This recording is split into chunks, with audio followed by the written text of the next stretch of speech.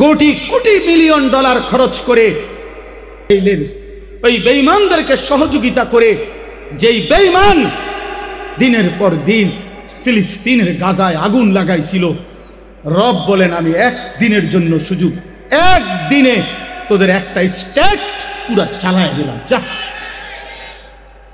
পৃথিবীর সবচেয়ে বড় অসভ্যতা, পৃথিবীর সবচেয়ে বড় নষ্টামি, পৃথিবীর সবচেয়ে বেশি যৌনতা, নোংরামি, অশ্লীলতার জন্য খ্যাত যে লস অ্যাঞ্জেলস, হলিউড, পৃথিবীর সবচেয়ে বেশি উলঙ্গপনা, বেহায়াপনা, যেখানে আল্লাহর গজব লাগছে, সেখানে আল্লাহর গজব লাগছে। মালিক বলছে দা, দিলাম আগুন লাগায়, এবার নিবা, এবার নিবা। শোনেন নাই এটা? হ্যাঁ, পুরা ক্যালিফোর্নিয়া আমেরিকার চলে ছাই হয়ে গেছে, ছাই হয়ে গেছে। হাজার হাজার কোটি কোটি মিলিয়ন ডলারের মালিক আজকে রাস্তার ফকির কুকুরের মতো দৌড়াইতেছে। মালিক ছাড় দেয়, ছেড়ে দেয় না,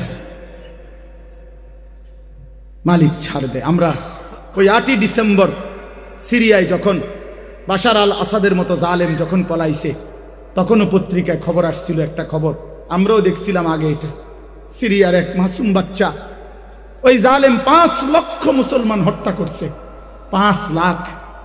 এক ছোট্ট মাসুম মেয়ে বুলেটের আঘাতে যখন ঝাঁঝরা হয়ে গেছিল, রক্তাক্ত অবস্থায় মৃত্যুর মুহূর্তে, এই সিরিয়ার এক মাসুম মেয়ে বলছিল আমি চলে যাচ্ছি, আমি আল্লাহকে গিয়ে বলবো,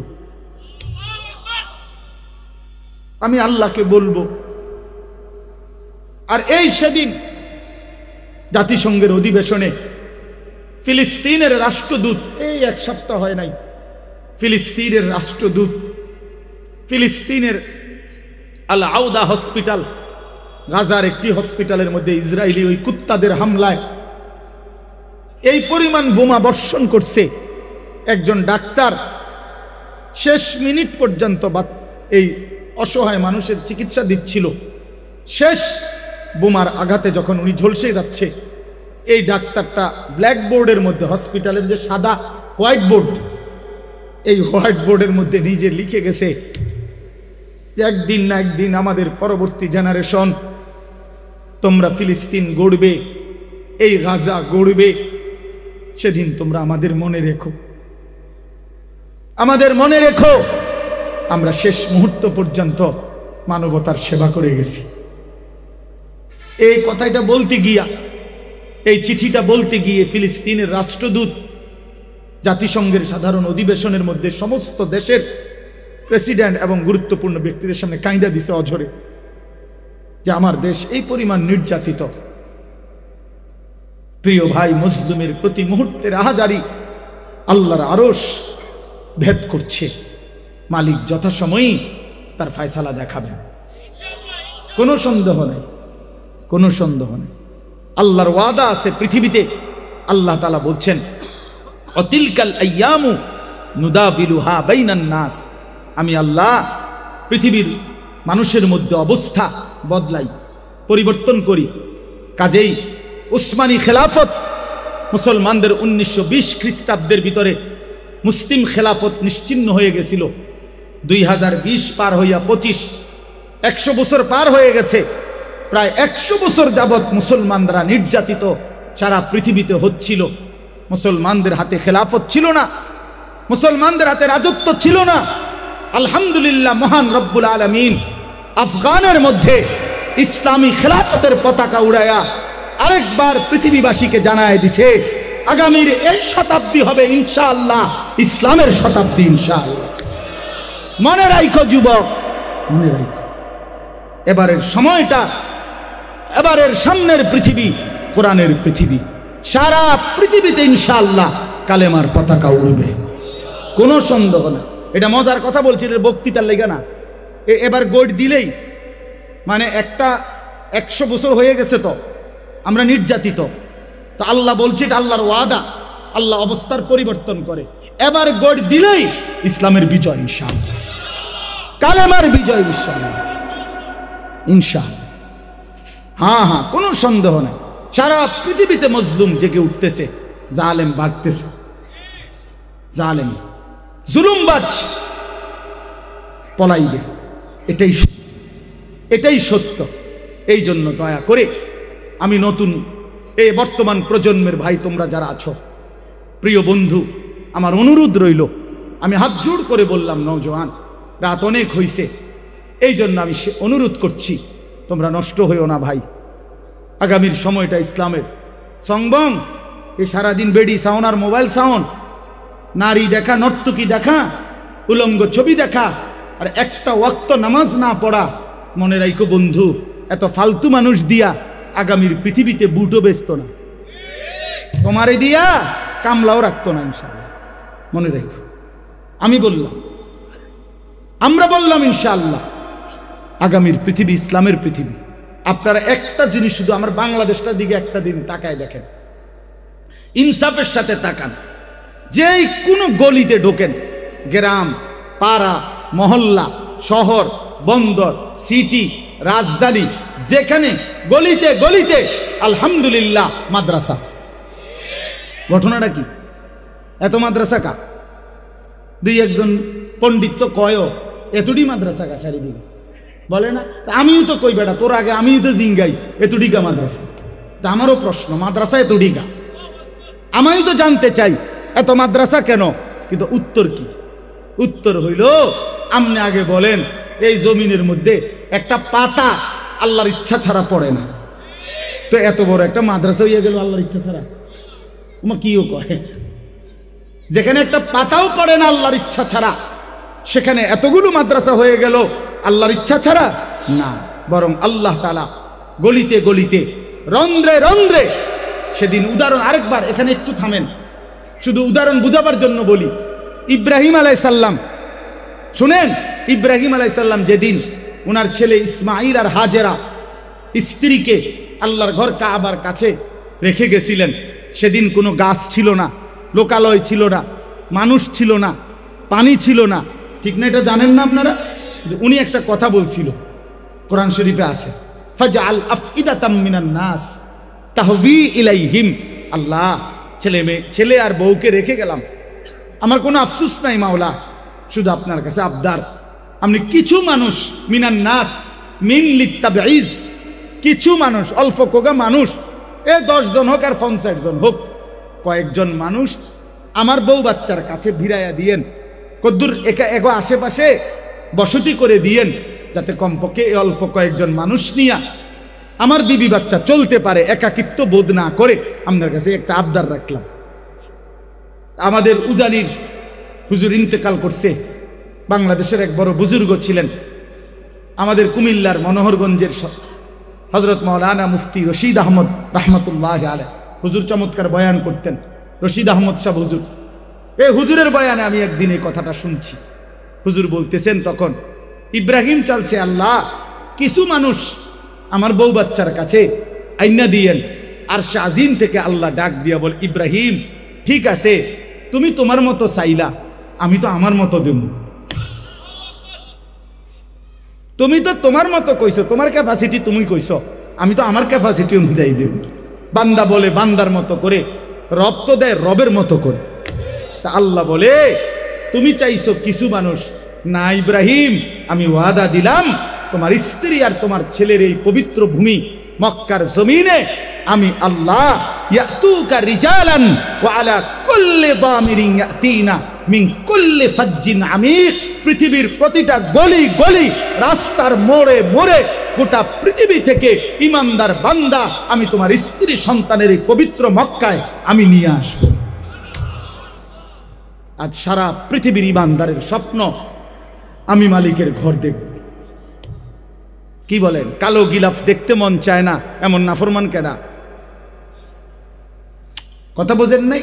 আল্লাহর ঘর দেখতে দিল চায় না, এমন নাফরমান আছেনি মুসলিম মধ্যে? আল্লাহ বলেন, আমি সকলের দিল ফিরায় দিলাম। তো ঠিক আল্লাহ তাআলা প্রতিটা গলিতে গলিতে মাদ্রাসা তৈরি করে দিয়ে আল্লাহ এটা বুঝাইতে চাচ্ছেন যে, আপনি কল্পনা করে দেখেন, আপনারাই ডানে বামে দেখেন, খবর নিয়ে দেখেন, ইনশাআল্লাহ এটা বুঝে দেখেন যে বর্তমান সময়টা এমন, একটা কুলি, একটা দিন মজুর, একটা পথের সামান্য আয়ের মানুষও আজকে স্বপ্ন দেখে আমার বাচ্চা হাফেজে কোরআন হবে। আবার সমাজের এলিট, উচ্চ পদস্থ ব্যক্তি যারা সম্পদশালীরাও আলহামদুলিল্লাহ এখন স্বপ্ন দেখে আমার ছেলে হাফেজে কোরআন হবে। হাফেজ, ওই যে অ্যাডভোকেটের ফুত হাফেজে কোরআন, শরীফ ভাই কই, ওই যে হাফেজে কোরআন, ওই যে ডাক্তার শওকত, তার ছেলে হাফেজে কোরআন। দেখেন চারিদিকে, আপনি সারা বাংলাদেশে দেখেন, উচ্চ পদস্থ সম্পদশালীও স্বপ্ন দেখে, ডাক্তার ইঞ্জিনিয়াররাও স্বপ্ন দেখে ছেলেটা হাফেজে কোরআন হবে, কুলি দিন মজুরও স্বপ্ন দেখে ছেলেটা হাফেজে কোরআন হবে। তার মানে প্রমাণ করে চারিদিকে সবার কলিজায় যেহেতু কোরআনের মহব্বত, আর চারিদিকে আল্লাহ যেহেতু কোরআনের মাদ্রাসা ঘর তৈরি করে দিয়েছে, আগামীর বাংলাদেশ কোরআনের বাংলাদেশ ইনশাআল্লাহ। মনে রাখো, ইনশাআল্লাহ। অপেক্ষা করো, দেখো। এই জন্য আমি অনুরোধ করছি, আপনারা একজনও নিজের ছেলেকে মেয়েকে আল্লাহর কোরআন থেকে বঞ্চিত করেন। আমি শেষ করে দিলাম কথা, ছেলেটাকে বঞ্চিত করেন না বাপ, মেয়েটাকে আল্লাহর কোরআন থেকে বঞ্চিত করেন না। যে মা বাপ মুসলমান হওয়ার পরেও আপন ছেলে মেয়েকে আল্লাহর কোরআন থেকে বঞ্চিত করছে, সে খোদার কসম সে উল্লেখযোগ্য কিছুই সন্তানকে দিয়ে যেতে পারে নাই। নবীজি বলছেন, মা নাহালা ওয়ালিদুন ওয়ালাদাহু মিন নুহলিন মিন আদাবিন হাসান। নবীজি বলছেন, কোন মা বাপ তার সন্তানকে সবচেয়ে বেশি যেই উপঢৌকন দিয়ে যায় সেটা হলো উত্তম আদব, উত্তম আখলাক, আর সেটা শুধুই কোরআন সুন্নাহর মাধ্যমে। কোরআন ব্যতীত, সুন্নাহ ব্যতীত, রাসূলের সুন্নাহ ব্যতীত উত্তম আখলাক শিখার কোনো সিস্টেম নেই। মনে রাখে, এটা আমি চ্যালেঞ্জ করলাম। আপনি চ্যালেঞ্জ আমার লগে প্রয়োজনে তর্ক করলে আমি বৌমু আইল। কোরআনবিহীন, সুন্নাহবিহীন অন্য কোনো মাধ্যমে কেউ আলোকিত মানুষ হতে পারবে। শুদ্ধ কথা বললেই আলোকিত মানুষ না। আমরা এরকম বহুত দেখছি, কথা কয় শুদ্ধ, কেমন আছেন আঙ্কেল, ভালো আছেন, মানে মুতে খারাইয়া কথা কয় শুদ্ধ। হ্যাঁ, কথা একের হুইটালায় কাইতিয়ালায়, কিন্তু খোঁচা দিয়ে 300 কোটি টিয়া নাই। এক খোঁচা দিলেই জাগাত 2 কোটি টিয়া মেরে দিছে। কথা শুদ্ধভাবে মারছে টিয়া। শুদ্ধ সুদখোর, শুদ্ধ হারামখোর, শুদ্ধ ঘুষখোর বেটা, কথা কয় শুদ্ধ বেটা। অপরের সম্পদ লুণ্ঠন করে, রাষ্ট্রের সম্পদ লুণ্ঠন করে, জনগণের সম্পদ লুণ্ঠন করে। তুই ভদ্রলোক না বেটা, তুই বাটপার বেটা, বাটপার বেটা, বাটপার বেটা, সিটার বেটা। কয় সালাক, বাটপার আবার সালাক কেমন? হেতে বাট পারে না, কথা বলেন না কেন? ওজনে কম দিলে, 2 নম্বরই করলে, সুদ খাইলে, হারাম উপার্জন করলে তারে সালাক বলে। আপনি এটা কোন ডিকশনারিতে পাইছেন? স্যার নামটা কোন, এটা কোনটাত লিখছে? আমি কি নমে এখন মোগলটুলি গিয়া কোনখানে লিখছে যাতে ওজনে কম দেয় হে সালাক, হে বাট পার। ওজন হইলে 1000 গ্রাম, হেতে কয় 900 গ্রাম 1 কেজি মিলাই লেছে। হ্যাঁ, আল্লাহ কোরআনে বলছেন, ওয়াইলুল লিল মুতাফফিফিন, ওজনে যে কম দেয় তার জন্য জাহান্নাম। আল্লাযীনা ইযা তালু আলান নাসি ইয়াস্তাউ, মানুষের থেকে যখন নেয় পুরা নেয়। ওয়া ইযা কালুহুম আও ওয়াজানুহুম ইউখসিরুন, নিজে যখন দেয় কমায় দেয়। নিজে নিলে 60 টাকা কালি, মানুষের দিলে 3 টাকা কালি। বাহ, কি ও ভাই 3টা দে? ও ভাই সরি খেয়াল ছুটটা গেছে। আমাদের নোয়াখালীর দিকে কইতো যে এত তো 5টা দিয়া হয় না, কয় না এত পাগল না, খেয়াল ছুটলো এভাবে ছোটে না, বুঝেন না, হুঁশের পাগল। তাইলে আল্লাহ তাআলা তো বলেছেন তার জন্য জাহান্নাম। এই জন্য বন্ধু আমার, বাপ আমার, সন্তানকে বঞ্চিত করেন না। আজকে ইনশাআল্লাহ এটা দেখবেন আপনি, এত মাদ্রাসা আল্লাহর ইচ্ছায় হচ্ছে। আপনি ষড়যন্ত্র করে পারতেন না, কোন বিদ্বেষকারী পারবে না। ওলামায়ে কেরামের বিরোধিতা করে 1450 বছরে কেউ টিকে নাই, কেউ টিকে নাই, কেউ টিকে নাই। সাদ নামের ভণ্ড সেও টিকবে না ইনশাআল্লাহ, সেও টিকবে না। প্রতি জামানায় কিছুদিন পর পর বেঈমান ইসলামের বিরুদ্ধে, ওলামাদের বিরুদ্ধে, ইমানদার মুসলমানের বিরুদ্ধে এক একজন ভণ্ডকে দাঁড় করায়। ইতিপূর্বে বহুত দাঁড় করাইছে। এই উপমহাদেশে কোন ভণ্ড ওলামায়ে কেরামের বিরোধিতা করে টিকে নাই। সাদ নামের ভণ্ড, প্রতারক, মুনাফিক সেও টিকবে না ইনশাআল্লাহ, সেও টিকবে। বিজয় ইমানদারের হবে।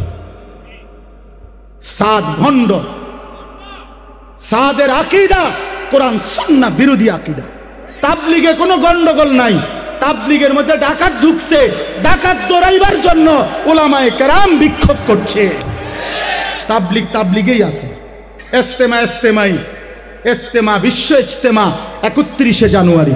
কয় তারিখ বলেন? 1 ফেব্রুয়ারি। কয় তারিখ বলেন? 2 ফেব্রুয়ারি। বলেন কয় তারিখ? এই 31শে জানুয়ারি, 1 ফেব্রুয়ারি, 2 ফেব্রুয়ারি বিশ্ব ইজতেমা। জোহরের জামাত 1:30-এ। জামাত না পাইলে 1:45 বাজে কেউ যদি আইয়ে হেঁটে বারিন্দাত বা অন্য কোথাও জামাত করতেও পারে, সেটা তার বিষয়। কেন? যেহেতু 1:30টার জামাত সে পাইছে না। এই জন্য 31 তারিখের ইজতেমা যদি কেউ না পায়, তাহলে পরে যদি কেউ কোথাও একত্র হয়, এটাও 1:45টার জামাত। এটা কোনো জোহরের জামাত না। জোহরের জামাত তো হয়েছে এই 1:30টার সময়। জোহরের নামাজের জামাত তো হয়েছে এই মিয়া 1:15-তে জামাত হয়েছে না। অনেক আবার কিতা এটা মানুষ দেখলেই কইব 1:45-টারে কি ওইটা কিতা। ও ভাই এরা জামাত পাইছে না, এটা বলবে কিনা বলেন না কেন? এই জন্য এরপরে যদি কেউ একত্র হয়, এটার ইজতেমা থাকবে না, এটা জামাত পাইছে না দেখি। হ্যাঁ, এটা জামাত পায় নাই দেখি। এই জন্য এটা গায়ের জোরের কথা না, এটা ইনসাফের কথা। আমাদের কারোর সাথে, সাদের সাথে, সাদ আমার ভাত কাইরা নেয় নাই, সাদ আমার ঘর কাইরা নেয় নাই, আমার কোনো ক্ষতি ব্যক্তিগত করে নাই, কিন্তু সে ঈমান ইসলামের বিরুদ্ধে দাঁড়াইছে, তাকে বেঈমান এজেন্ট হিসাবে নিয়োগ দিছে। এজন্য এটা বুঝতে হবে মুসলমান। ওলামায়ে কেরাম, এই লক্ষ লক্ষ ওলামায়ে কেরাম, মনে করেন সারা বাংলাদেশের 5 লক্ষ ওলামায়ে কেরাম মিথ্যা বলতে পারে না, একজন ব্যক্তি মিথ্যা বলতে পারে। এত লক্ষ ওলামায়ে কেরামের ফয়সালা ভুল হইতে পারে না। এটা আমাদের হাদিসের একটা ভাষা আছে, মুতাওয়াতির হাদিসের সংজ্ঞার মধ্যে আছে। অধিক সংখ্যক বর্ণনাকারী হলে এই ব্যাপারে এটাকে মুতাওয়াতির বলে। অর্থ হইল এত বেশি সংখ্যক হাদিসটা বর্ণনা করছে যাদের মিথ্যার উপরে একমত হওয়া অসম্ভব, অযৌক্তিক। এটা উসুলে হাদিসের একটা কায়দা, একটা নিয়ম। ঠিক তেমনি ভাবে এত বেশি সংখ্যক উলামায়ে কেরাম বলেছে সাদ গোমরা, যে কথা এটা, অতএব এটাই সঠিক, এর বিপরীত কথা ব্যাঠিক। এত বিপুল সংখ্যক আলেম ভুল বলতে পারে না। এত মুত্তাকি আলেম বছরের পর বছর 60 বছর ধরে যারা আপনাদের কাছে সঠিক তথ্য দিছে, আজকে সাদের ব্যাপারে আইয়া হে ভুল করবো কেন? কথা বলেন না কেন? কথা বলেন। আমাদের যাত্রাবাড়ি হজরত, আমাদের হাটাজারির হজরতরা, আমাদের দেওবন্দের হজরতরা যুগের পর যুগ উম্মতের কাছে মিথ্যা বলে গেছে। বছরের পর বছর এতদিন ইসলামের নামে মিথ্যা বলে গেছে। কথা বলেন না। সারা বাংলাদেশের এই যে বক্তা, ওয়াইস, ইমাম, খতিব, মাদ্রাসার মুহাদ্দিস, শেখুল হাদিস, তারা বছরের পর বছর উম্মতকে গুমরা করে গেছে। তো এখন সাদের ব্যাপারে ভুল করবে কেন? এতদিন সত্য বললে সাদের লগে কি সমস্যা? কি সমস্যা আমাদের তার লগে? কি রে ভাই, তোমার লগে আমার সমস্যা কি? তুমি থাকো দিল্লিতে, আমি থাকি সাবের বাজারে, তোমার লগে আমার সমস্যা কি? তোমার লগে আমার ইমানের সমস্যা, তোমার লগে আমার ইসলামের সমস্যা। তুমি আল্লাহদ্রোহী, তুমি নবীদের বিরোধিতাকারী, তুমি সাহাবায়ে কেরামের বিরোধিতাকারী, তুমি উম্মতের মুত্তাকি ওলামাদের বিরোধিতাকারী। অতএব অচিরেই পৃথিবীর ইতিহাসে গাদ্দারদের তালিকায় তোমার নামও উঠবে, মনে রাখো। কোনো সন্দেহ নাই, কোনো সন্দেহ নাই, কোনো সন্দেহ নাই। ইনশাআল্লাহ, ইনশাআল্লাহ। কয়জন রে মারবে? টঙ্গীর ইজতেমার ময়দানে রাত্রিবেলা অন্ধকারের মধ্যে ইমানদারকে হত্যা করা, শহীদ করা, অন্ধকারে আক্রমণ করা, এটা মুনাফিকের স্বভাব। এটা সরাসরি কিতাবে আছে। ইতিহাসে আব্দুল্লাহ ইবনে সাবা পৃথিবী বিখ্যাত ইতিহাস খ্যাত একজন মুনাফিক ছিল।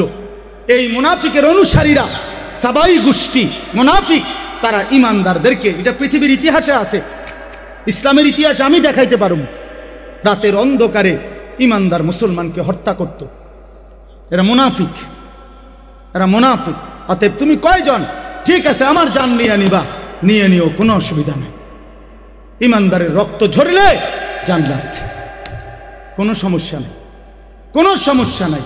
কিন্তু বাংলাদেশের এই পবিত্র জমিন ওলামায়ে কেরামের জমিন, এখানে কোরআনের জমিন, এখানে কোনো ভণ্ড প্রতারক, এখানে ইসকন লিগো টিকবে না, সাদ লিগো টিকবে না।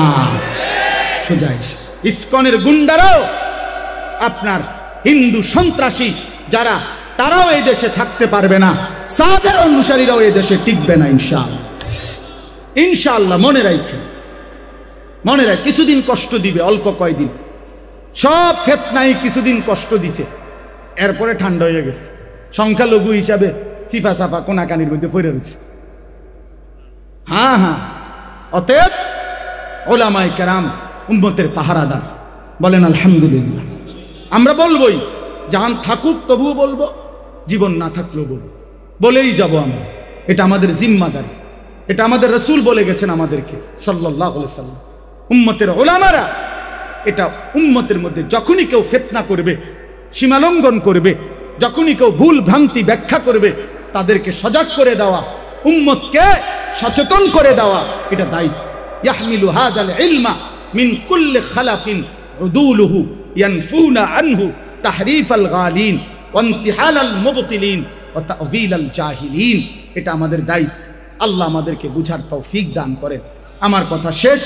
এক নাম্বার আমি হুজুরের কথা থেকে বলছি, মেয়েদের শিক্ষা, মুসলিম কন্যাদেরকে দিন শেখানো উচিত কিনা? বলেন না উচিত কিনা? উচিত, উচিত। দুই নাম্বার কথা হলো, সবার কাছে বলছি, নিজেদের সন্তানদেরকে দিন থেকে বঞ্চিত করবেন না। তিন নাম্বার, আগামীর পৃথিবীতে প্রত্যেকে ঈমান ইসলামের জন্যই তৈরি থাকেন, ইসলামকেই মানেন, দ্বীনকেই মানেন, আখিরাতকেই মানেন। আল্লাহ তাআলা আমাদেরকে তৌফিক দেন। আল্লাহ তাআলা আজকের এই বরকতময় মাহফিল কবুল করে নেন। তা আমি আপনাদের কাছে এই ছোট্ট কথাটাই বললাম। হুজুর একটা কথা বলছেন যে মেয়েদের দ্বীন শেখা অনেক জরুরি। কোরআন শরীফে 33 নম্বর সূরা, কোরআনুল কারীমের সূরা আহজাব একটি সূরা। এই সূরার মধ্যে আছে ওয়াযকুরনা মা ইউতলা ফি বুয়ুতিকুন্না মিন আয়াতিল্লাহি ওয়াল হিকমা ওয়া কানাল্লাহু লতীফান খাবীরা।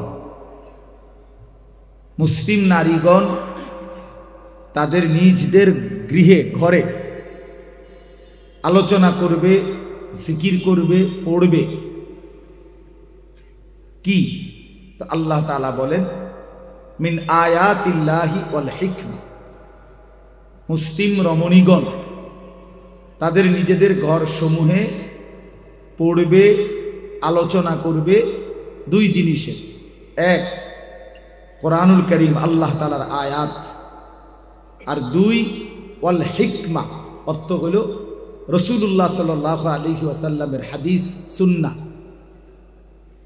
তাহলে সরাসরি আল্লাহ তাআলা বলতেছেন স্পষ্ট, মুসলিম রমণীগণ ওয়াযকুরনা, তারা আলোচনা করবে, পড়বে, স্মরণ করবে আল্লাহর আয়াত এবং রাসূলুল্লাহর সুন্নাহ, কোরআন সুন্নাহ। তাহলে এই কথার থেকে কথা স্পষ্ট, একজন মুসলিম রমণী, মুসলিম কন্যা, সে যদি কোরআন সুন্নাহ না শিখে, তো সে তার নিজ ঘরে বিবাহিত জিন্দিগিতে সে কি পড়বে, কি আলোচনা করবে? সে কোরআন পড়বে কিভাবে, সুন্নাহ বুঝবে কিভাবে? তাকে তো নিজে আগে পড়তে হবে, তাকে তো আগে শিখতে হবে। অতএব এই কথার দ্বারা স্পষ্ট যে কোরআনুল কারীমের এই আয়াতের আলোকে মুসলিম নারীদেরকে আল্লাহর কোরআন এবং রাসূলুল্লাহ সাল্লাল্লাহু আলাইহি সাল্লামের সুন্নাহ, হাদিস শেখানো বাধ্যতামূলক। উচিত, জরুরি। 2 নাম্বার, এর আগের আয়াত এই সূরা আহজাবের, এটা হলো 34 নম্বর আয়াত, এর আগের আয়াত হলো 33 নম্বর আয়াত। ওইখানে আল্লাহ তাআলা বলছেন, একজন মুসলিম নারী যদি 5টি গুণ তার মধ্যে থাকে, আল্লাহর 5টা কথা মানে, মুসলিম নারীকে আল্লাহ তাআলা 5টি জিম্মাদারি দিয়েছে। 1, ওয়াকারনা ফি বুয়ুতিকুন্না, তোমরা তোমাদের নিজ ঘরে অবস্থান করো। 2, ওয়ালা তাবাররাজনা তাবাররুজাল জাহিলিয়াতিল উলা, অজ্ঞ মূর্খ জাহেল নারীদের মতো, মূর্খতার যুগের মতো তোমরা বেপর্দা বাইরে বের হইও না। অর্থাৎ যদি একান্ত প্রয়োজনে ঘর থেকে বের হতেই হয়, শতভাগ শরঈ পর্দা, শরীয়ত যেটাকে পর্দা বলছে, পর্দা করে বের হয়, ওই রকম পর্দা। ও টেডি বোরকা না, লাল নীল কমলা হলুদ বেগুনি, এগুলো বোরকাও না, বোরকা জাতও না। এগুলো হইল বেডি 2টা জামা গাও দেয়, একটা ভিতরে, আর ওইটা যে ময়লা ওইটা ডাকবার লাগে আরেকটা গাও দেয়। অথবা বেডির শরীরে সারা বছর জ্বর, এই জন্য জ্বর, এই যে কাফে, এই জন্য 2টা জামা গাও দেয়, দোনোটা একই রকম, ভিতরেরটা যে এরকম টাইট, উপরেরটাও এরকম টাইট, এই জন্য এটা বোরকা না, বোরকা না। বোরকা হবে ঢিলে ঢালা, শরীরের অঙ্গ প্রত্যঙ্গ গঠন, শরীরের অবস্থান, অঙ্গ প্রত্যঙ্গের অবস্থান যদি বোঝা যায়, এটা বোরকা না, এটা বোরকা না। রাসূলুল্লাহ সাল্লাল্লাহু আলাইহি ওয়াসাল্লামের জামানায় আম্মা জান আয়েশা, নবীজির স্ত্রী আয়েশা রাদিয়াল্লাহু তাআলা আনহা, তিনি বলেন, মুসলিম নারীরা যখন মসজিদে জামাতের জন্য আসতো নবীজির জামানায়, তাদের আশা দেখলে মনে হতো কান্নাহুন্না গুরাব, যেন কাকের মিছিল, কাকের সারি, একদল কাকের মিছিল। এটা উনি উদাহরণ দিছে, দৃষ্টান্ত। অর্থ হইল, হাদিসের ব্যাখ্যায় আপনারাই বলেন, কাক লাল নীল হলুদ কমলা বেগুনি কালো, এরকম বিভিন্ন কালারের তো কাক হয়, ঠিক না? হুদা মাতালারের নামতাছে, কারণ রাত কোনো এত বেশি হয়েছে না যে একেবারে তাল নাই, এমন না। কাক বুঝি এই লাল নীল কমলা হলুদ বেগুনি হয়, কিরকম হয়? এই উনি এটা বুঝাইতে চাইছেন, প্রত্যেকের হিজাব বোরখা শতভাগ কালো ছিল সবগুলো, ফলে যেন কাকের মিছিল, কালো রঙের কি মিছিল। তাহলে বোরখার রং কালো হয়, ঢিলে ঢালা হয়, ঢিলে ঢালা হয়। এই জন্য আল্লাহ তাআলা বললেন অজ্ঞ মূর্খ নারীদের মতো, এবং এখান থেকে কথা স্পষ্ট, বেপর্দা নারী মূর্খ, এবং যত শুদ্ধই মারক উনি মূর্খ। বেপর্দা নারী, বেহায়া নারী অজ্ঞ মূর্খ নাদান জাহেল, জাহেল, সে এখনো আলোই পায় নাই, সে এখনো অন্ধকার যুগেই আছে। ইসলাম পূর্ব যুগের যেই জাহিলিয়াত, এই বেপর্দা নারী বেহায়া নারী এখনো আলোর চিহ্নই পায় নাই, সে ওই অজ্ঞতা মূর্খতার যুগে পড়ে আছে, পড়ে আছে। আলোকিত নারী সে, পর্দানশীল নারী যে, সে আলোকিত নারী। আল্লাহ বলছেন ওয়ালা তাবাররাজনা তাবাররুজাল জাহিলিয়াতিল উলা, জাহিলিয়াতের অজ্ঞ মূর্খ নারীদের মতো বেপর্দা বের হয় না। তাহলে 2 নাম্বার এটা। 3 নাম্বার, ওয়া আকিমনাস সালাহ, 5 ওয়াক্ত নামাজ আদায় করো। 4 নাম্বার, ওয়া আতিনাজ যাকাহ, বছর শেষে নিজের জমানো টাকা এবং শরীরের যে গহনা অলংকার, এগুলোর স্বর্ণরৌপ্যের হিসাব করে ওলামাদের থেকে বুঝে নিয়ে যাকাত আদায় করো। 5 নাম্বার ওয়া আতি'নাল্লাহ ওয়া রাসূলাহ, সর্বাবস্থায় আল্লাহ এবং তার রাসূলের আনুগত্য করো। কয়টা হইল? 5। ঘরে অবস্থান করো, অজ্ঞ মূর্খ নারীদের মতো বেপর্দা বের হইও না। 5 ওয়াক্ত নামাজ আদায় করো। বছর শেষে জমানো টাকা এবং গহনা অলংকারের হিসেব করে, শরঈ হিসাব করে যাকাত আদায় করো। আল্লাহ এবং রাসূলের আনুগত্য করো। তো আল্লাহ তাআলা বলেন, এই কথাটা শুনেন, যেটা বলার উদ্দেশ্য এই পরের এই শব্দটা। এরপরে আল্লাহ বলতেছেন, ইন্নামা ইউরিদুল্লাহু লিইউযহিবা আনকুমুর রিজসা আহলাল বাইতি ওয়া ইউতাহহিরাকুম তাতহীরা। আল্লাহ তাআলা পুরুষদেরকে বলতেছে, ঈমানদার পুরুষ মুসলিম পুরুষদেরকে এবার বলতেছে যে নারীকে আমি আল্লাহ এই 5টি কাজ কেন করতে বললাম। মুসলিম নারীকে কেন বললাম ঘরে থাকো, মুসলিম নারীকে কেন বললাম বেপর্দা বের হইও না, মুসলিম নারীকে কেন বললাম 5 ওয়াক্ত নামাজ পড়ো, মুসলিম নারীকে কেন বললাম হিসাব করে বছর শেষে যাকাত দাও, মুসলিম নারীকে কেন বললাম আল্লাহ এবং রাসূলের আনুগত্য করো। তা আল্লাহ আমাদেরকে শুনাইতেছে যে হে মুসলিম পুরুষরা শোনো, এটার দ্বারা আমার উদ্দেশ্য, আমি আল্লাহ চাই এমন নারীর মাধ্যমে তোমাদের পুরা ঘর পবিত্র করে দিতে, তোমাদের ঘর থেকে নাপাকি, নাফরমানি, আল্লাহ দ্রোহিতা দূর করতে, ওয়া ইউতাহহিরাকুম তাতহীরা, তোমাদেরকে পূর্ণ পবিত্র করে দিতে চাই। এই জন্য ওই ঘর পবিত্র হয় যে ঘরের নারী ঈমানদার হয়, ওই ঘর পবিত্র হয় যে ঘরের নারী আল্লাহ এবং তার রাসূলের আনুগত্য করে, ওই ঘর পবিত্র হয় যে ঘরের নারী রবকে সেজদা করে, ওই ঘর পবিত্র হয় যে নারী বেপর্দাকে পছন্দ করে না, বরং পর্দায় থাকাটাকেই পছন্দ করে। অতএব এই মহিলা মাদ্রাসার মাকসাদ একজন মুসলিম নারীকে এই 5 গুণে গুণান্বিত করা, 5 গুণে গুণান্বিত করা। এই গুণ যেই নারীর নাই সে মুসলিম পরিচয় দিতে পারে, কিন্তু সে ঈমানদার নারী হয় নাই, হয় না। ওই জন্য রাস্তার ওই বেপর্দা নারী সে নিজের পরিচয় দিলে দিতে পারে মুসলিম, কিন্তু কোরআন সুন্নাহর দৃষ্টিতে সে অপবিত্র। আল্লাহ তো বলছে আমি এমন নেককার, চরিত্রবান, নামাজি, পর্দানশীল, ঘরে অবস্থান করতে পছন্দ করে এমন নারীর দ্বারাই ঈমানদারের ঘর পবিত্র করতে চাই।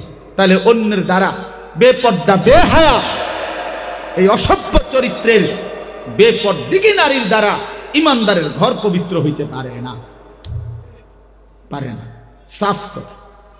এই জন্য বললাম বাপ, এটা অনুরোধ, আমরাও বলি এটা, একজন মুসলিম নারীর দ্বীনি তালিম জরুরি, তারে কোরআন শেখানো জরুরি, তারে রাসূলের সুন্নাহ শেখানো জরুরি। নাহলে ওই নারী নামাজ পড়বে কেমনে, শিখবে না জানলে? হয় যাকাতের হিসাব বুঝবে কেমনে? আল্লাহ তো বলছে নারীকেও যাকাত দিতে।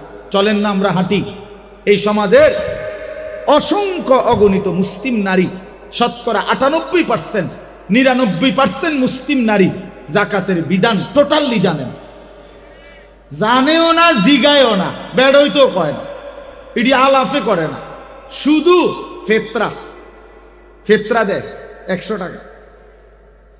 হ্যাঁ বাবা, একবারে প্রথম রমজানের সময়, প্রথম শুক্রবারে মসজিদের বারান্দার থেকে চিৎকার মারে, হুজুর মাইকে কইয়া দিয়েন ফেতরা কত।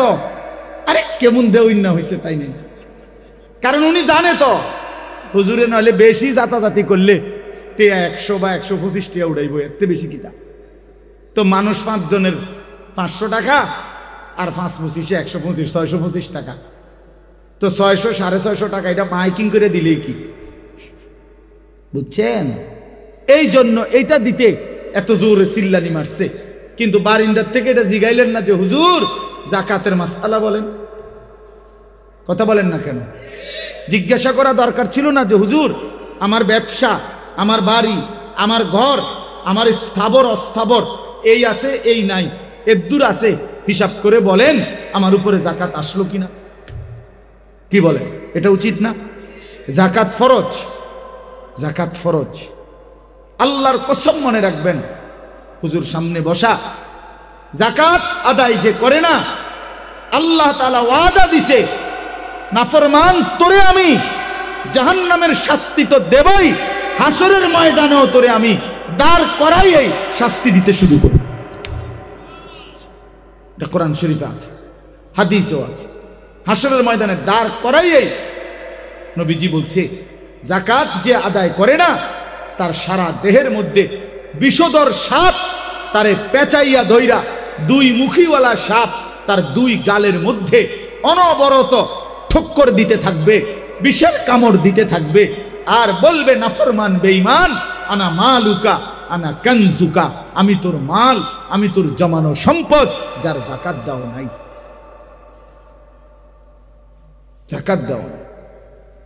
ইয়াউমা ইউহমা আলাইহা ফি নারি জাহান্নাম ফাতুকওয়া বিহা জিবাহুহুম ওয়া জুনুবুহুম ওয়া যুহুরুহুম।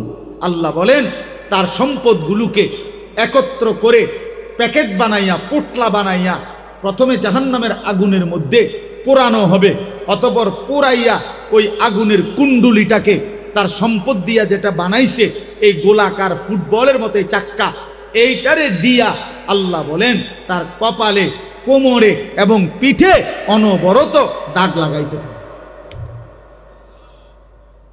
তো কোরআন শরীফের আয়াত, হাদা মা কানাসতুম লিআনফুসিকুম। আর ফেরেশতা বলবে, বেঈমান, এটা সেই সম্পত্তি যা তুই নিজের জন্য জমা করেছিলি, ফাযুকু মা কুনতুম তাকনিজুন। আজকে সেই সম্পদ যা যাকাত না দিয়ে জমা করেছিলে, তার মজা স্বাদ আস্বাদন করো। কেমন লাগে সাও? মজা লাগেনি? অন সাও ভাল লাগেনি? এখন সাও। তাহলে এক নারী যদি যাকাত না দেয়, তাকে কি এমন শাস্তির মুখোমুখি হইতে হবে না? তো সে দিন না শিখলে সে বুঝবে কিভাবে? সে বুঝবে কিভাবে? তার পর্দার গুরুত্ব সে বুঝবে কিভাবে? নারী পুরুষের নামাজের যে পার্থক্য আছে কিছুটা, সেটা বুঝবে কিভাবে? সেটা শিখবে কিভাবে? বলে কিভাবে শিখবে?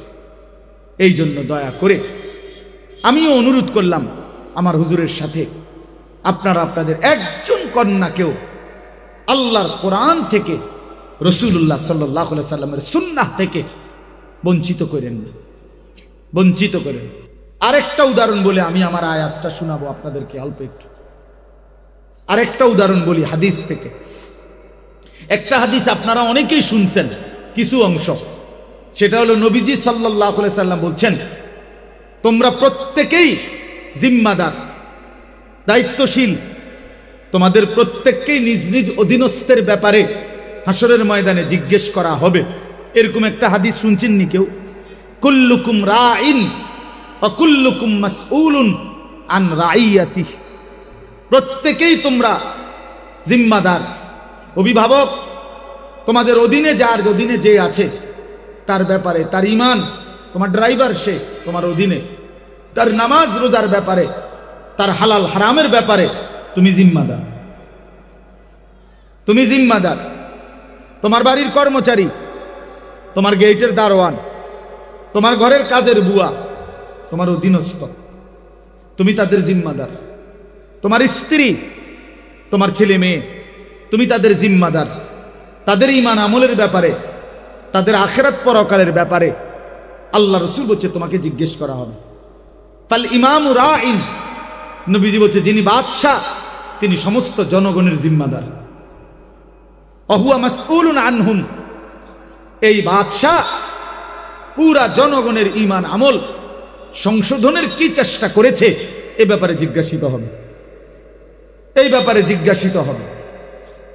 ওয়ার রাজুলু রাইন আলা আহলে বাইতিহি, নবীজি সাল্লাল্লাহু আলাইহি সাল্লাম বলেন পুরুষ তার পুরা ফ্যামিলির জিম্মাদার। অহুয়া মাসউলুন আনহুম, এই পুরুষ তার পরিবারের স্ত্রী সন্তান তার অধীনে যারা সকলের ব্যাপারে জিজ্ঞাসিত হবে। এরপরে এই আমার বলার উদ্দেশ্য হলো এর পরের লাইনটা একটু খেয়াল করেন, একেবারে স্পষ্ট বিশুদ্ধ হাদিস, বুখারী মুসলিম সহ সব কিতাবে আছে এই হাদিস। নবীজি বলেন এরপরে ওয়াল মারআতু রাইয়াতুন ফি বাইতি যাওজিহা ওয়া ওয়ালাদিহি, পরিষ্কার হাদিস। নবীজি বলেন এবং নারী, মারআতু মানে নারী, মহিলা, সে জিম্মাদার, রাইয়াতুন দুই জিনিসের, একজন নারী আল্লাহ রসুল বলেন দুই জিনিসের জিম্মাদার। এক, ফি বাইতে যাওজিহা, তার স্বামীর ঘরের জিম্মাদার, এই ঘরের মাল সামান আসবাবপত্র, এই ঘরের এগুলো হেফাজত করা, তদারকি করা, এগুলোকে আগলে রাখা, এটা তার জিম্মাদার। আরেকটা হলো ওয়া ওয়ালাদিহি, এবং তার সন্তানদের জিম্মাদার। পরিষ্কার শব্দ, ওয়া ওয়ালাদিহি। নবীজি বলছেন যে স্বামীর যে সন্তান, এ বেটির এই স্বামীর মাধ্যমে যে ছেলে মেয়েগুলো হইছে এদের জিম্মাদার, এদের জিম্মাদার। ওয়াহিয়া মাসউলাতুন আনহুম, এই ব্যাপারে এই নারী আল্লাহর কসম আলাদাভাবে হাসরের ময়দানে নবী বলেন জিজ্ঞাসিত হবে। তোমার কোলের বাচ্চা ছেলেটা, তোমার কোলের বাচ্চা মেয়েটা কেন আল্লাহ চিনল না, আখিরাত চিনল না, কেন সেজদা চিনল না, পরকাল চিনল না, এই ব্যাপারে ওই নারীকে আলাদাভাবে আল্লাহর প্রশ্নের মুখোমুখি হইতে হবে, জিজ্ঞাসার জবাব দিতে হবে, জিজ্ঞাসার জবাব দিতে হবে। নবীজি বলছেন, নবীজি বলছেন। অতএব আমাদের যে সমাজ বানায় নিছেন আপনারা, সাধারণ মহিলারা মনে করে, একটু অশিক্ষিত মহিলা যারা, তারা মনে করে তে বেড়া আইনা দিলে বাজার, আমার দায়িত্ব রাইন্দা দন, খালাস বা খালাস, পাত্তরকারি জোশ করিয়া দেন, এরপরে তার ফুট মানুষ হোক না অমানুষ হোক রেহাতের বিষয়। তো আমনের কাম কিতা? আমার কাম হলো পাউডার, ফেয়ার অ্যান্ড লাভলি ডলর, টেলিভিশন, আর মার্কেটে ঘুরা, ফাঙ্গাসও হেবুড়ি কিনে, সুটকিও হেবুড়ি কিনে, বদনাও হেবুড়ি কিনে, লোডাও হেবুড়ি কিনে। জামাই বেচারা তে বেড়া মাছও চেনে না, মুরগিও চেনে না, তে দৈন্যতাও চেনে না, কাঁচামরিচও চেনে না, তে বদনাও চেনে না, লোডাও চেনে না। হেইতে শুধু টাকাটা কামাই করতে জানে, আর কিচ্ছু চেনে না। একটা বালতি কিনলো, এটা কালার মিলছে না, বালতির কালার কিতা বা এই রে বেটা কিতা কিনছো, এটা একটা কালার হইল না, আরো সাংঘাতিক কালার আছে। বদনার আরো মারাত্মক কালার দরকার, আরো মারাত্মক কালার দরকার। হেবুড়ি 10 দোয়ান খুঁজছে একটা বদনা কিনবো, বদনা কিনবো, বুঝেন? তাইলে সে মনে করছে বাজারে বাজারে ঘুরা, মার্কেটে মার্কেটে ঘুরা, আর অবসর পাইলেই নাটক, সিনেমা, টেলিভিশন, নর্তকী দেখা, আর সাজগোজ আর প্রসাদনী ড্রেসিং টেবিলের মধ্যে সাজা, এই হলো তার দায়িত্ব। আর সর্বোচ্চ বাত্তরকারী রান্দা দেওয়া দায়িত্ব। তো সন্তান, আল্লাহ রসুল সাল্লাল্লাহু আলাইহি সাল্লাম তো বলছেন, পরিষ্কার হাদিস আলাদাভাবে বলছেন, নারী তার সন্তানের ব্যাপারে জিম্মাদার। আচ্ছা, আপনাদেরকে একটা সহজ যুক্তিতে বলি, কোনো বাচ্চা কথা বলে কয় বছর বয়সে? 6 বছর বয়সে। কথা বলেন না কেন? কোনো বাচ্চা কথা বলে কোন সময়? শুরু করে কখন? 1.5-2 বছরের ভিতরে, ঠিক কিনা বলেন? 1.5-2 বছরের ভিতরে, 2 বছরের ভিতরেই মোটামুটি ভালোভাবে কি শুরু করে দেয়, কথা বলে। তো ওরে তো স্কুলে ভর্তি করায় বা মাদ্রাসায়, প্রতিষ্ঠানে ভর্তি করায় কোথাও 5 বছর বয়সে, 6 বছর বয়সে। আচ্ছা ধরলাম 5 বছরে, তাহলে 2 থেকে 5, এই যে 3 বছর বাচ্চাটা কথা বলবে, এই সময় তারে কথা শিখানো, আখলাক শিখানো, এই সময় তারে আল্লাহ, রসুল, ঈমান, কালেমা এগুলো শিখানো, তারে ভালো কিছু কথা শিখানো, এটা কার জিম্মাদারি? কথা বুঝছেন না? তাহলে নাহলে এই সময়টা কথা বলার তৌফিক আল্লাহ দিছে কেন? তাহলে নারীর জিম্মাদারি, নারীর জিম্মাদারি, নারীর জিম্মাদারি, ওই স্ত্রীর জিম্মাদারি। এই জন্য যেই স্ত্রী দিন জানে না, যেই স্ত্রী নামাজ জানে না, যেই স্ত্রী হালাল হারাম চিনে না, যেই স্ত্রী কোরআন পড়তে জানে না, যেই স্ত্রী সুন্নাহ পড়তে জানে না, রসুলের হাদিস জানে না, শরীয়তের ন্যূনতম মাসআলাও জানে না, সে তার বাচ্চাকে গড়বে কিভাবে? এই জন্য অসংখ্য মা, ভদ্র ফ্যামিলি, কথা বলে শুদ্ধ, মনে করে বাচ্চা গড়ে উঠতেছে, কিন্তু বাচ্চারে 24 ঘন্টা একটা বড় মোবাইল অথবা টেলিভিশনের রিমোট বাচ্চার হাতে দিয়ে দিছে। 3 বছরের বাচ্চা অনবরত 4 আঙ্গুলে মোবাইল টিপে, আর বেডি এনে পাউডার ডলে, হেবুডি ড্রেসিং টেবিলে পাউডার ডলে। আব্বু তুমি টেলিভিশন দেখো, আম্মু আছি, আম্মু পাউডার ডলি, তুমি কার্টুন দেখো, আব্বু ডিস্টার্ব করো না, তুমি নষ্ট হইয়া যাও, তারপরও আমারে ডিস্টার্ব করো না। তুমি নষ্ট হয়ে যাও, তুমি বরবাদ হয়ে যাও, তারপর আমারে ডিস্টার্ব করো না। মার্কেটিংয়ে ডিস্টার্ব দিও না, সাজগোজের মধ্যে ডিস্টার্ব দিও না। এটা বুঝছেন, এটা বুঝছে। আর নয় তো বলেন, আল্লাহ রসুল সাল্লাল্লাহু আলাইহি সাল্লাম তো বলছেন, কোরআনের দৃষ্টিতে, ইসলামের দৃষ্টিতে এবিসিডি শিখানো দায়িত্ব না, সরু শরিয়া, ইসলামের দৃষ্টিতে তাকে আল্লাহ চিনানো, আখিরাত চিনানো। খোদার কসম নবী বলছে, বাচ্চার প্রথম কালেমা, বাচ্চার জবান যখন কথা বলতে শুরু করে, নবী বলছে তার প্রথম বাক্য কি শিখাবে? তো আল্লাহ নবী বলছে তাকে কালেমা লা ইলাহা ইল্লাল্লাহ, এই কালেমা শিখাবে তাকে। আউয়ালুল কালাম, সন্তানের প্রথম কালেমা, সন্তানের প্রথম বাক্যগুলো হবে মালিকের নাম, মালিকের নাম। অসংখ্য নারী যার মধ্যে পর্দা নাই, যার মধ্যে দ্বীন নাই, যার মধ্যে কোরআনের ন্যূনতম জ্ঞান নাই, সে এটা পাত্তাও দেন, সে পাত্তাও দেন। সে হয়তো ছোটখাটো কোনো সরু সরে এবিসিডি কিংবা ছোটখাটো ইংরেজি একটা কবিতা, ও শুনবেন, আঙ্কেলকে একটু কবিতাটা শোনাও তো ইংরেজি। হ্যাঁ আঙ্কেল বলো তো। আঙ্কেল বলে, 2 little black birds sitting on a wall, one called Peter, one called Paul। অসাধারণ কবিতা, আঙ্কেল অসাধারণ কবিতা পড়ছে। এত ছোট বাচ্চা এত সুন্দর কবিতা বলতে জানে, ভাবি কি শিখাইলেন? আরেক বেডি তাইল মারে, আরেক বেডি এ বেডিরে কি দেয়? তাইল দিছে। আল্লাহ আল্লাহ আল্লাহ, কি শিখাইলেন, এত চমৎকার। অর্থটা কি? বাচ্চাটা কি শিখলো? বাচ্চাটা শিখলো 2টা কাউয়া একটা ওয়ালের মধ্যে বসছে। এইটার অর্থ তো এইটাই। কি এনাম সাহেব বলেন? 2 little black birds, 2টা ছোট ছোট কাউয়া। কাউয়া আবার ছোট সাইজের কাউয়া, লিটল মানে ছোট না, তো 2 little black birds, 2টা কাউয়া সিটিং অন এ ওয়াল, একটা ওয়ালে বসছে। বাচ্চা শিখছে। কাউয়া ওয়ালে বসলে কিংবা টিনের সালে বসলে বাচ্চার গীতা, বাচ্চার লগে কাউয়ার সম্পর্ক কি? কাউয়ার লগে বাচ্চার কি বলেন? আচ্ছা, ওয়ান কল্ড পিটার, হাইসা উড়াই দিয়েন না।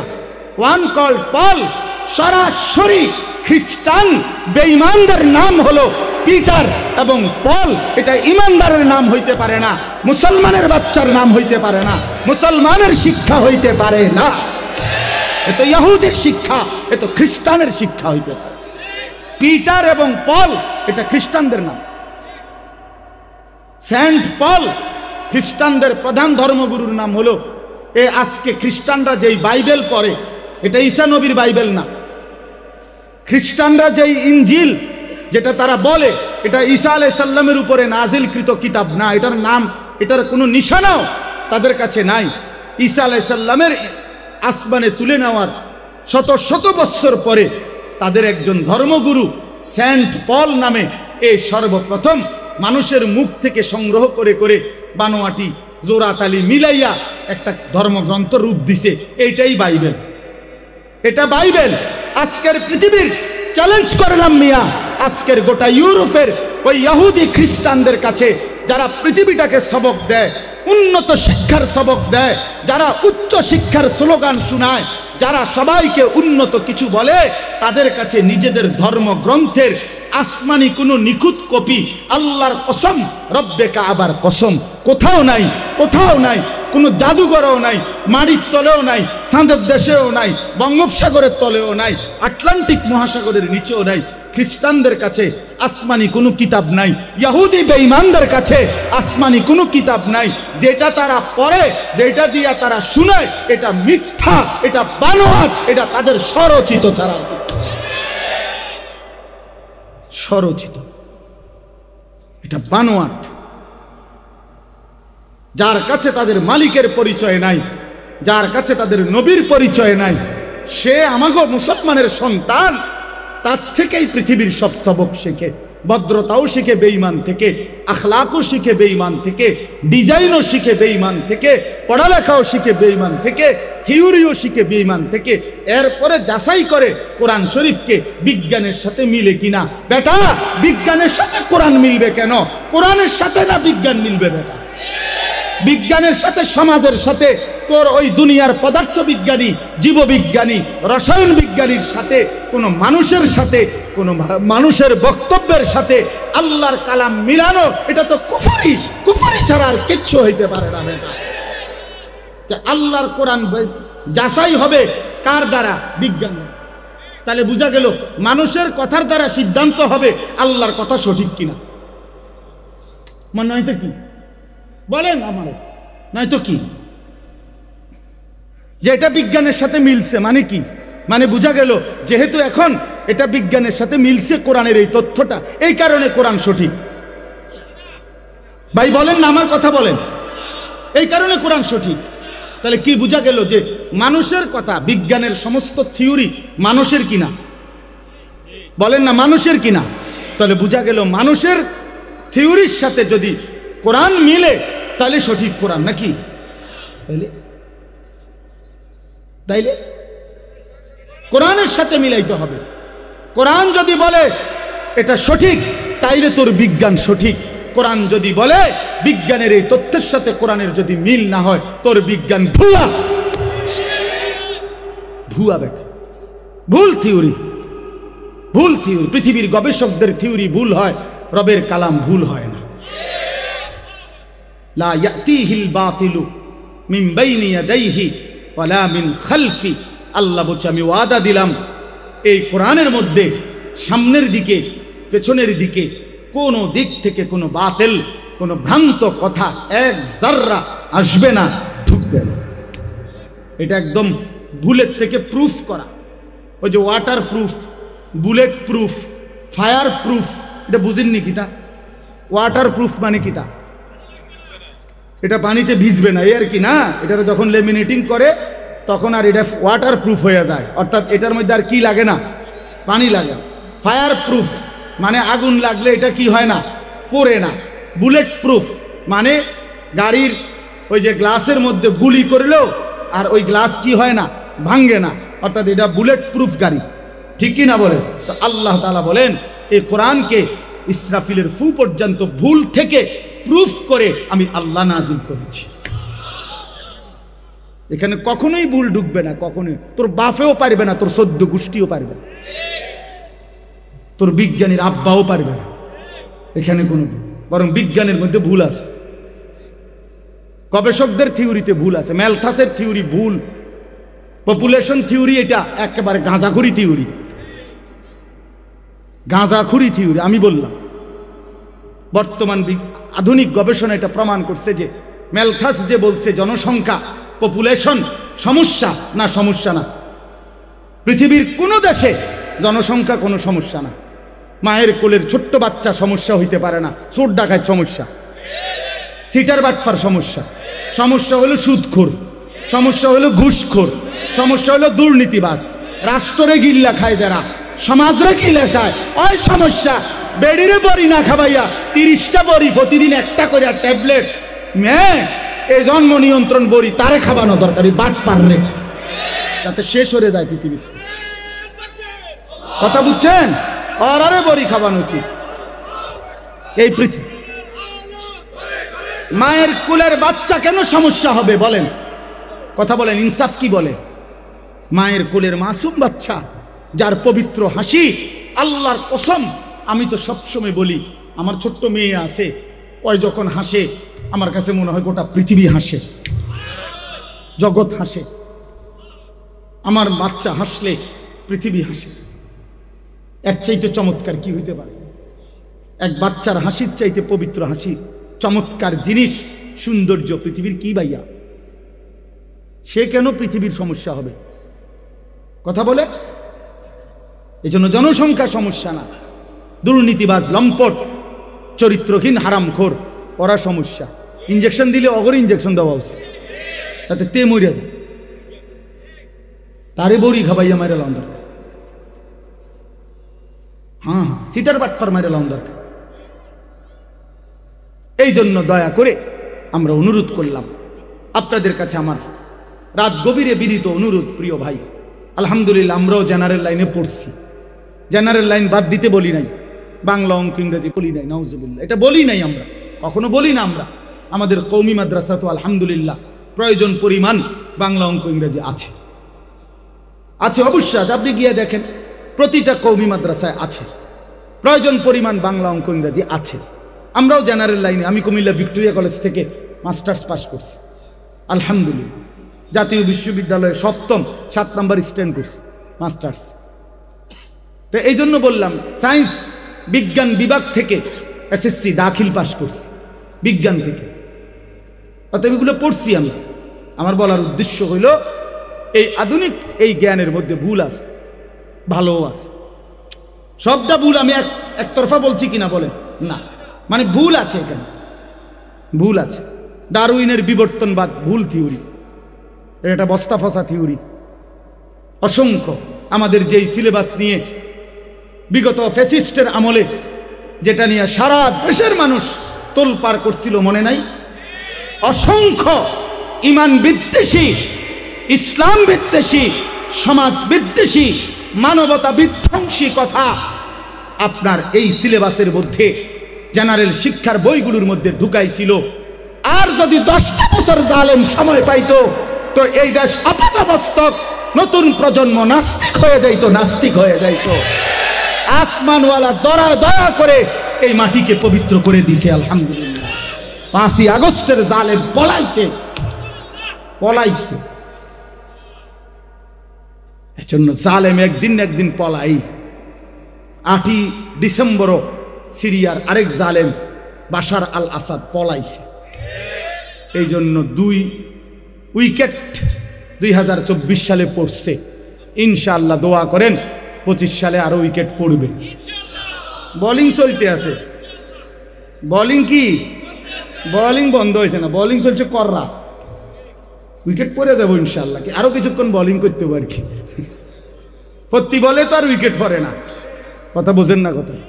প্রত্যেক বলেই কি আর উইকেট পড়েনি, তা আরো কতক্ষণ বোলিং করবো, আরো উইকেট পড়বে ইনশাআল্লাহ। ইসরায়েলের কুত্তা ওই প্রধানমন্ত্রী নেতানিয়াহুর উইকেটটাও পড়ে যাবে ইনশাআল্লাহ। সুবহানাল্লাহি ওয়া বিহামদিহি, আলহামদুলিল্লাহ।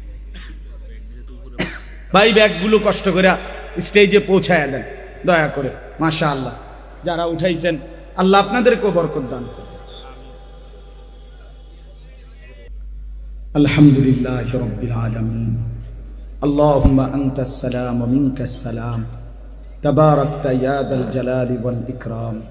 ইয়া রাব্বি লাকাল হামদু কামা ইয়ানবাগি লিজালালি ওয়াজহিক ওয়া আযীমি সুলতানিক। ওয়া সাল্লি আলা মুহাম্মাদিন কামা হুয়া আহলুক ওয়া ফাআল বিনা খায়রান কামা আনতা শানুক। ইয়া আউওয়ালাল আউওয়ালিন ওয়া ইয়া আখিরাল আখিরিন ওয়া ইয়া রাহিমাল মাসাকিন ওয়া ইয়া যাল কুওয়াতিল মাতিন ওয়া ইয়া আরহামার রাহিমিন, ইয়া আরহামার রাহিমিন, ইয়া আরহামার রাহিমিন। রব্বানা যালামনা আনফুসানা ওয়া ইল্লাম তাগফির লানা ওয়া তারহামনা লানাকুনান্না মিনাল খাসিরিন। রব্বানা আতিনা ফিদ দুনিয়া হাসানা ওয়া ফিল আখিরাতি হাসানা ওয়া কিনা আযাবান নার। রব্বিরহামহুমা কামা রব্বায়ানি সগীরা। রব্বানা হাব লানা মিন আজওয়াজিনা ওয়া যুররিয়াতিনা কুররাতা আ'য়ুন ওয়াজআলনা লিল মুত্তাকিনা ইমামা। মাওলায়ে করিম আপনি মাফ করে দেন, রব্বে করিম আপনি মাফ করে দেন, মেহেরবান মাওলা আপনি মাফ করে দেন, আয় আল্লাহ আপনি মাফ করে দেন। রাত অনেক গভীর মাওলা, কুয়াশার চাদর দিয়ে পৃথিবী ঢেকে গেছে মাওলা। আল্লাহ আমরা অল্প কয়েকজন নাফরমান গোলাম আপনার শাহী দুয়ারে হাত উঠাইলাম, আপনি মাফ করে দেন, আপনি মাফ করে দেন, আপনি মাফ করে দেন। আল্লাহ মাফ করে দিলে আপনার কমবে না, মাফ না পেলে আমাদের উপায় থাকবে না। মাওলায়ে করিম আযাব দিলে আপনার কোনো লাভ নাই, মাফ করে দিলে আপনার কোনো ক্ষতি নাই। আল্লাহ মাফই করে দেন, মাফ করে দেন মাওলা, মাফ করে দেন মাওলা, দয়া করে মাফ করে দেন। আগামী জিন্দেগি সুন্দর করে দেন, ঈমান আমলের দৌলত দান করেন, তাকওয়ার জীবন দান করেন, ইজ্জত আফিয়ত দান করেন, সেজদাওয়ালা কপাল বানিয়ে দেন, কাঁদনেওয়ালা চোখ বানিয়ে দেন, জিকিরওয়ালা জবান বানিয়ে দেন, মোহাব্বতওয়ালা দিল বানিয়ে দেন, সুন্নতওয়ালা জীবন বানিয়ে দেন। আল্লাহ বাকিটা জিন্দেগি কাজে লাগাবার তৌফিক দান করেন। সমস্ত কবরবাসীদেরকে মাফ করে দেন, এলাকার সমস্ত কবরবাসীদেরকে মাফ করে দেন। কিয়ামত পর্যন্ত কবরের আযাব মাফ করে দেন, কবরগুলোকে জান্নাতের টুকরা বানিয়ে দেন। আমরা যারা বেঁচে আছি, অসুস্থ বিমারি যারা, শিফায়ে কামেলা আজেলা দান করেন। আল্লাহ প্রত্যেকের হায়াতে বরকত দান করেন, কামাইতে বরকত দান করেন, হালাল রোজগার করবার তৌফিক দান করেন। আত্মীয় স্বজন বংশধর মা বাপ খানদান যে যেখানে কবরে আছে মাফ করে দেন, মাফ করে দেন। আল্লাহ বিবি বাচ্চাকে দ্বীন দান করেন। আল্লাহ নাফরমান স্ত্রী সন্তান দিয়েন না। আল্লাহ বেনামাজি স্ত্রী সন্তান দিয়েন না, বেহায়া বেপর্দা স্ত্রী কন্যা দিয়েন না মাওলা। আল্লাহ নেককার সন্তান দান করেন, ইমানদার স্ত্রী দান করেন, বর্দানশীল নারী দান করেন। আল্লাহ আল্লাহ আপনি কবুল করেন। উম্মাহাতুল মুমিনিন এই মাদ্রাসা আপনি কবুল করে নেন, এই মাদ্রাসা আপনি কবুল করে নেন, এই মাদ্রাসা আপনি কবুল করে নেন। মাদ্রাসার তামাম জরুরত আপনি পূরণ করে দেন, আরো ছাত্রী মিলায়া দেন, আরো শিক্ষিকা মিলায়া দেন, একটা সুন্দর বড়সড় উপযুক্ত জায়গার ইন্তজাম করে দেন। আপনার খাজানা অনেক বড় মাওলা, জমিন সবটাই আপনার মাওলা। কোরআনের জন্য একটু জায়গা দিয়েই দেন মাওলা, একটু রহম করেনি মাওলা। আল্লাহ আপনি আমাদের সময়কে কবুল আর মনসুর করে নেন। যে যেই মাকসাদে দোয়া চেয়েছে, কতজন কতভাবে দোয়া চেয়েছে, আল্লাহ প্রত্যেকের নেক মাকসাদ আপনি পূরণ করে দেন, প্রত্যেকের নেক মাকসাদ আপনি পূরণ করে দেন। আল্লাহ প্রত্যেকের নেক তামান্না আপনি পূরণ করে দেন। আজকের এই মাহফিল খানা কবুল করে নেন, আগামী দিনে ইন্তজাম করার তৌফিক দান করেন। যতজন বাবা ভাই জওয়ান বুড়ো দূর দূর আশপাশ থেকে এসেছে, সবাইকে উত্তম বিনিময় দান করেন। আল্লাহ আমাদের প্রত্যেকের জিন্দেগি সুন্দর করে দেন, বাকিটা হায়াত কাজে লাগাবার তৌফিক দান করেন। প্রবাসীদেরকে সহি সালামতে নিরাপদে রাখেন, মা বোনদেরকে পর্দা পুশিদা দান করেন। প্রতিটা মুসলিম নারীকে নিজের ইজ্জত, নিজের সতীত্ব, নিজের পর্দার গুরুত্ব বুঝবার তৌফিক দান করেন। আল্লাহ মুসলমানের ছেলে মেয়েদেরকে দ্বীন শিখবার তৌফিক দান করেন। মা বাবার কলিজায় কোরআনের মহব্বত দান করেন, আখিরাতের ফিকির দান করেন। আল্লাহ আজকের এই মাহফিলটিতে যে যেটুকু সহযোগিতা করলো সকলকে উত্তম বিনিময় দান করেন। যে যেই মাকসাদে দোয়া চেয়েছে আল্লাহ প্রত্যেকের নেক মাকসাদ পূরণ করে দেন। ওলামায়ে কেরামকে হায়াত দারাজ করেন, ওলামায়ে কেরামকে আরো বেশি উম্মতের ফিকির করার তৌফিক দান করেন। দাওয়াত ও তাবলীগের মেহনতকে আল্লাহ কবুল করে নেন। 31 জানুয়ারি, 1 ফেব্রুয়ারি, 2 ফেব্রুয়ারি বিশ্ব ইজতেমা আপনি কবুল করে নেন, আপনি কবুল করে নেন। আল্লাহ উম্মতকে ওলামায়ে কেরামের সাথেই জুড়ে থাকবার তৌফিক দান করেন। আল্লাহ উম্মত যেন ওলামাদের থেকে বিচ্ছিন্ন না হয় মাওলা। আল্লাহ উম্মত তাইলে পথ হারা হয়ে যাবে। আপনি উম্মতকে ওলামায়ে কেরামের সাথেই জুড়াইয়া থাকবার তৌফিক দান করেন, তৌফিক দান করেন। হককে চিনবার তৌফিক দান করেন, বাতিলকে চিনবার তৌফিক দান করেন, হকের আনুগত্য করার তৌফিক দান করেন। আল্লাহুম্মা আরিনাল হাক্কা হাক্কা ওয়ারযুকনা ইত্তিবাআ ওয়া আরিনাল বাতিলা বাতিলা ওয়ারযুকনা ইজতিনাবা। আল্লাহ আপনি কবুল আর মনসুর করেন। আয় আল্লাহ পরম শ্রদ্ধেয় আমাদের মুরব্বী আল্লামা আব্দুল কুদ্দুস সাহেবকে আল্লাহ হায়াতে তাইয়্যিবা আফিয়া দান করেন। প্রিয় ভাই মাওলানা কাউসারকে আপনি কবুল করে নেন, তার মাদ্রাসাকে আপনি কবুল করে নেন। আরো যত উলামায়ে কেরাম এই মঞ্চে বসছে আল্লাহ নিচে উপরে প্রত্যেককে কবুল আর মনসুর করে নেন। দোস্ত আহবাব যারা এসেছে আল্লাহ সকলকে কবুল আর মনসুর করে নেন। রব্বির হামহুমা কামা রব্বায়ানি সগীরা। সুবহান রাব্বিকা রব্বিল ইজ্জাতি আম্মা ইয়াসিফুন ওয়া সালামুন আলাল মুরসালিন ওয়ালহামদুলিল্লাহি রাব্বিল আলামিন। 25 জানুয়ারি শনিবার আমার শায়েখ আল্লামা মুফতি মুশতাকুন নবী কাসিমি হুজুরের মাদ্রাসার সুধন্যপুরের মাসিক ইসলাহি মজলিস প্রতি মাসের শেষ শনিবার আপনারা অংশগ্রহণের চেষ্টা করুন।